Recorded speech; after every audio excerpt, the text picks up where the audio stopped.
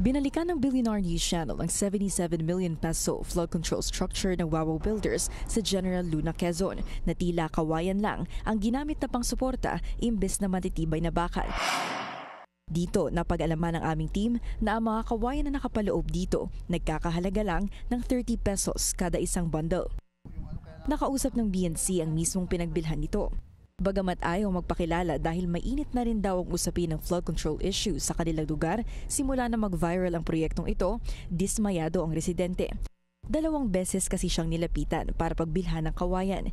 Hindi niya na raw pinagbigyan sa pangalawang pagkakataon ng contractor dahil hindi rin niya lubos maisip na gagamitin pala ang kawayan niya sa ganito kalaking proyekto. Sa akin nga po talaga binili po yung kawayan. Binili po niya din sa akin ng 30 ang isang puno. Sa sandal may gitang, kasi ang pinapaputol ko po, yung pamangkin ko pa. Para may 15 pesos siya po, isang putol. Hindi ko masukat akalain na dito nila ilagay sa akala ko. Parang palapala lang na pag mag-finishing. Yung pala ipinilaman. Sa DPWH website, July 2024 ang simula ng kontrata. Pero ayon sa bamboo seller, nitong taon lang binili ang mga kawayan sa kanya. Paglilinaw ng mga residente, maayos naman ang first half ng proyektong ito na makikita sa gilid ng San Vicente Bridge. Pero ang padulong parte ng structure gumuho raw kahit walang ulan. Naku, kita ko talagang bagsak.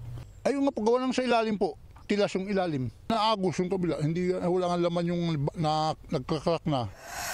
Isang buwan matapos ipag-utos ng DPWH na palitan at ayusin itong gumuhong flood control structure, kitang-kita pa hanggang ngayon yung mga kawayan na ginamit at ipinalaman sa 77.2 million peso project ng Wawaw Builders. Dagdag pa ng pinagbilhan ng mga kawayan, pinapirma pa raw siya sa isang blankong papel na walang laman kundi ang kanyang pangalan. Pinapirma pa nga ako ng blanco, sabi ko, huwag na akong papel ng blanco, alam ko ng palusot na yan. Ay sabi ko, kahit man ganun, alam ko yan, pirmahan ko para lang matuloy yung ano. Ano po yung nakalagay doon sa papel? Wala po, blanco. Para po may resibo, alam ko naman ang presyo nun, palusot nila yun na papakihan ng presyo, binila sa akin 30 pesos lang.